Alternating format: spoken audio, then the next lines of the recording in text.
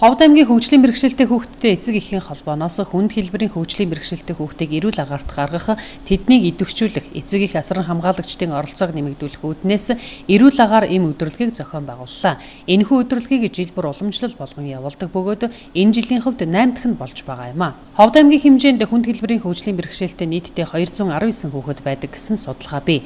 Эдгээр хүүхдүүдээс Ховд аймгийн Жаргалан суманд амьдарч байгаа хүнд хэлбэрийн хөгжлийн бэрхшээлтэй 40 хүүхдийг эцэг эх асран хамгаалагч хамт хамруулсан эрүүл агаар эм өдрөлгийг зохион байгууллаа. Хамгийн гол нь одоо сургууль цэцэрлэгт хамрагдахгүй хүнд хэлбэрийн гэрийн ах дүүгийнхаа хүрээнд байгаа энэ хүүхдүүдийг одоо агаарт гаргаж хамт олонныхын дунд, үе тэнгийнхэн дунд нэг өдрийг ч гэсэн бас одоо зугаалтай өнгөрүүлэх, ээж аав ах дүү асран хамгаалагчтай хамт өнгөрүүлэх одоо гол зорилго нь оршиж байгаа.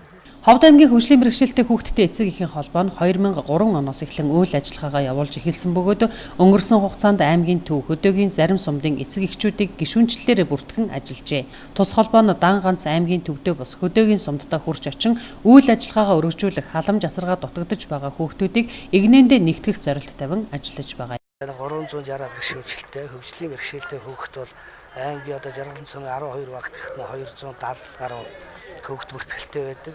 За хөдөө орон нутаг 16 сумтайгаа нийлээд 1300 гаруйтай хөгжлийн бэрхшээлтэй хүүхэдтэй бүртгэлтэй байдаг.